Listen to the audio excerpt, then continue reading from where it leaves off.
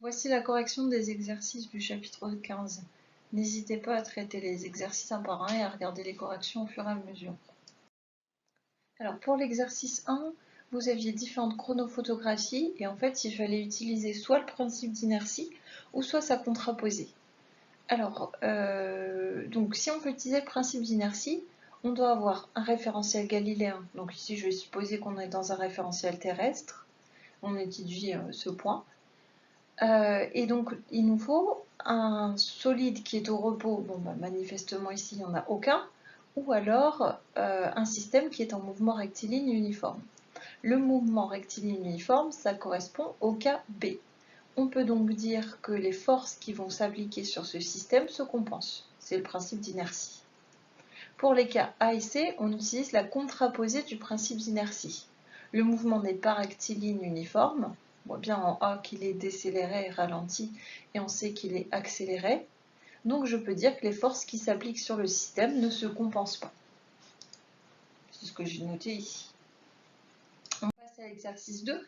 Alors on a l'enregistrement à nouveau en déposition d'un point. Et d'abord, on va définir le système qui est le snowboarder. Et il est modélisé par le point M. Et le référentiel, c'est le référentiel terrestre. Donc, on devait repérer les différentes phases du mouvement. Alors, on a une première phase qui va de M0 à M5, pour laquelle on voit que les points sont de plus en plus espacés, alors qu'ils sont pris à intervalles de temps réguliers. Je peux donc dire que le mouvement est accéléré sur cette phase-là.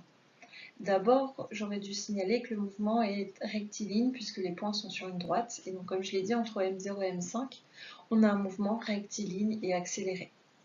Ensuite, de M5 à M8, on a un mouvement qui est rectiligne et uniforme parce que la distance entre les positions de M est toujours la même et qu'on a des intervalles de temps égaux. Entre les points M5 et M8, on a dit que le mouvement était rectiligne uniforme. Je peux donc utiliser le principe d'inertie. Tandis qu'entre M0 et M5, je ne peux pas l'utiliser puisque le mouvement est rectiligne mais non uniforme. Donc le vecteur vitesse va varier.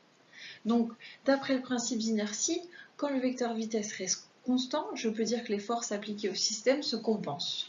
Mais quand le vecteur vitesse varie, les forces ne se compensent pas. Là, c'est la contraposée du principe d'inertie.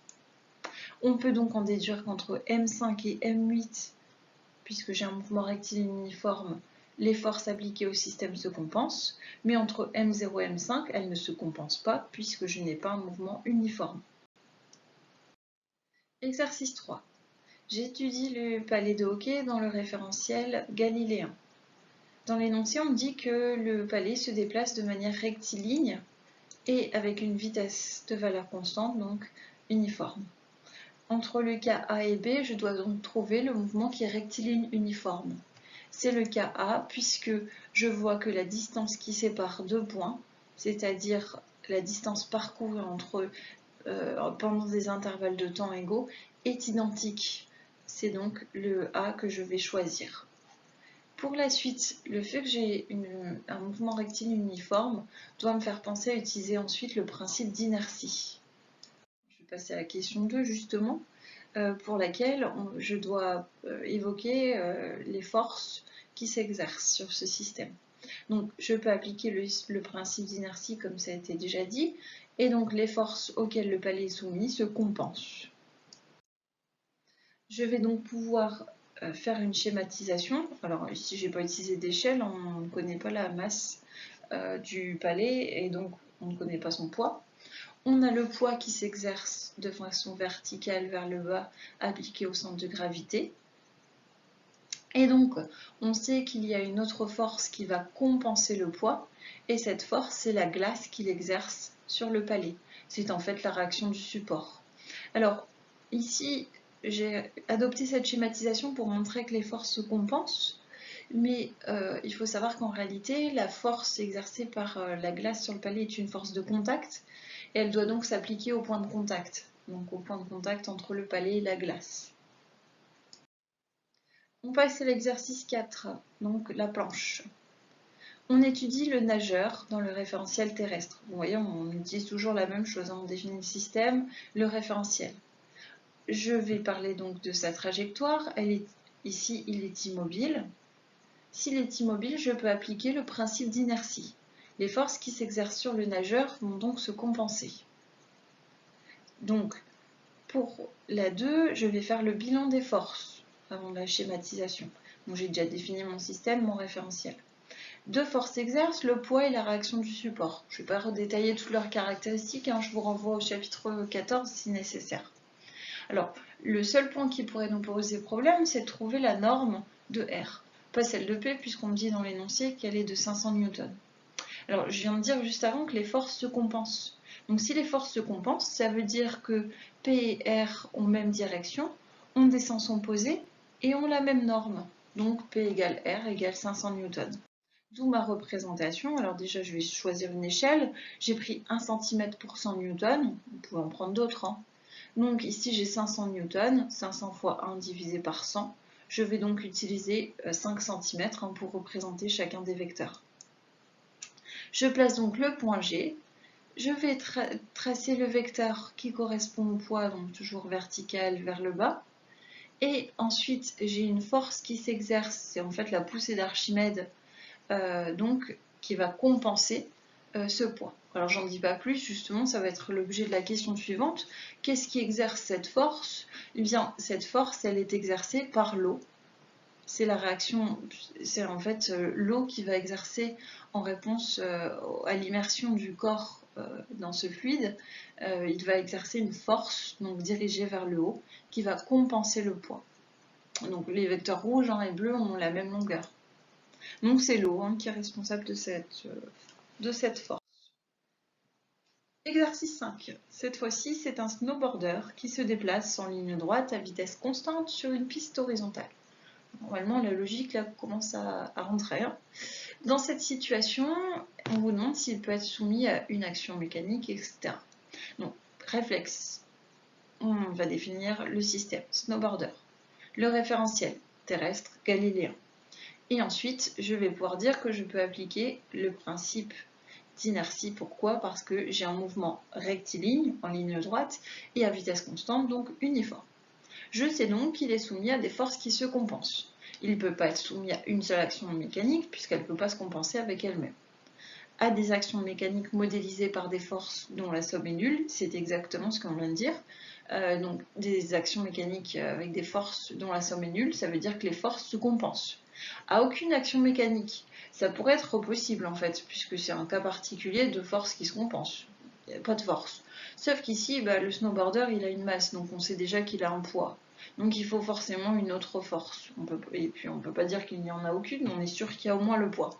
Donc la réponse à choisir, c'était la réponse B.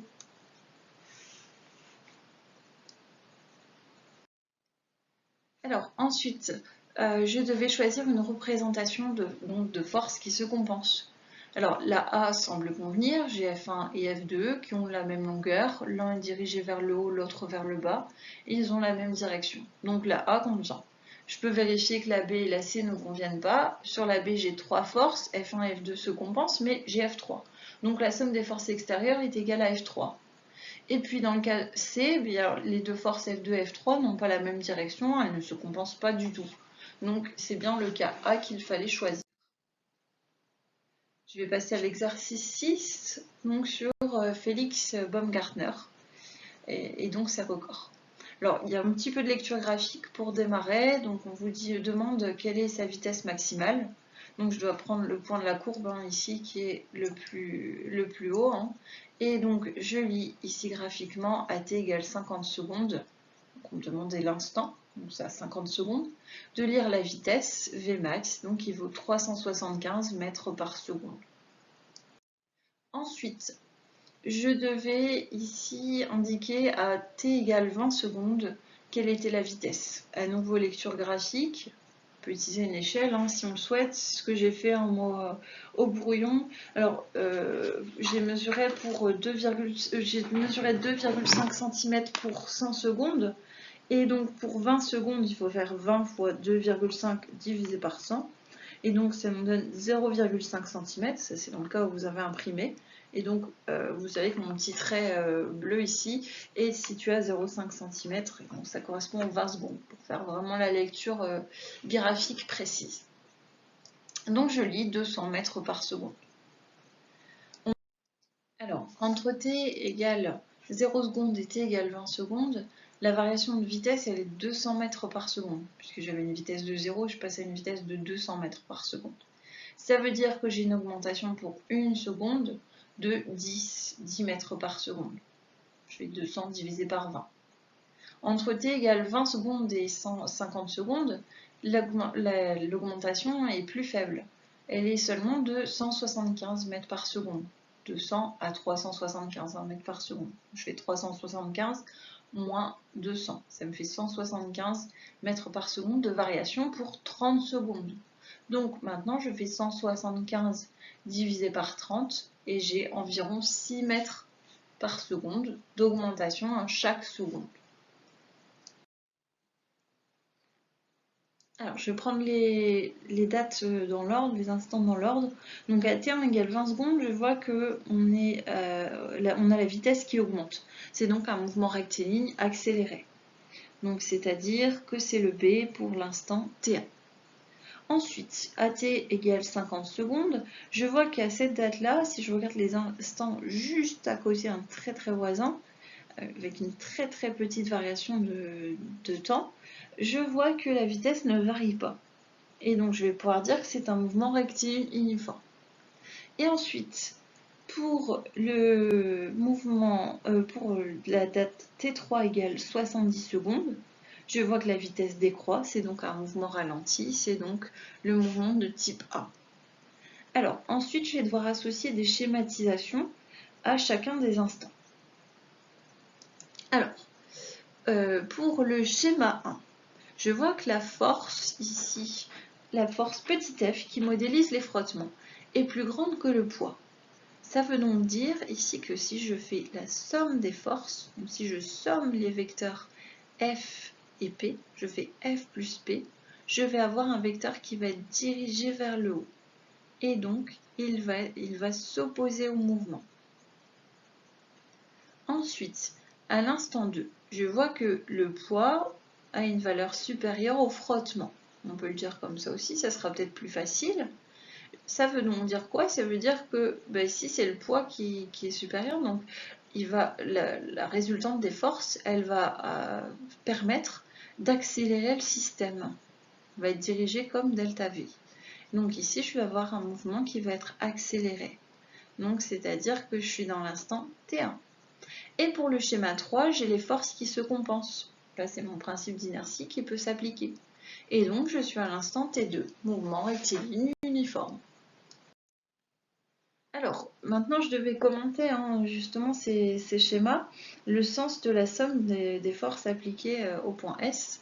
Donc, pour le premier schéma, la somme des forces, eh bien, elle est verticale et elle est orientée vers le haut. Pourquoi? Parce que F est plus grand que P.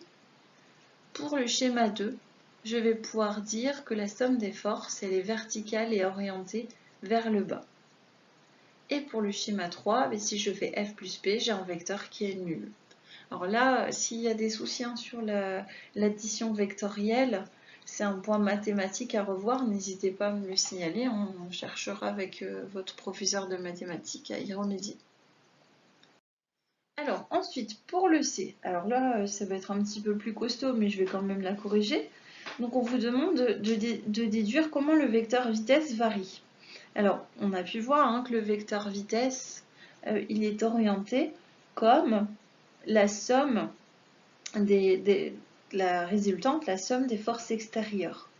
Donc, sur le schéma 2, la somme des forces extérieures, elle est verticale et elle est orientée vers le bas, puisque le poids était plus fort avait une valeur plus importante que les frottements. Ça veut donc dire qu'elle est exercée dans le même sens que le mouvement. Et donc j'ai delta V qui est dans le sens qui va être dans le sens du mouvement, donc le mouvement est accéléré. Quand la somme des forces est verticale et orientée vers le haut, là c'était le cas du schéma 1, les frottements avaient une valeur plus importante, une intensité plus grande que le poids. eh bien la force, la résultante des forces, elle est exercée dans le sens opposé au mouvement. Et j'ai donc un mouvement qui est ralenti. Et enfin, quand la somme des forces est nulle, j'ai un mouvement rectiligne uniforme. C'est bien en accord avec la question 2.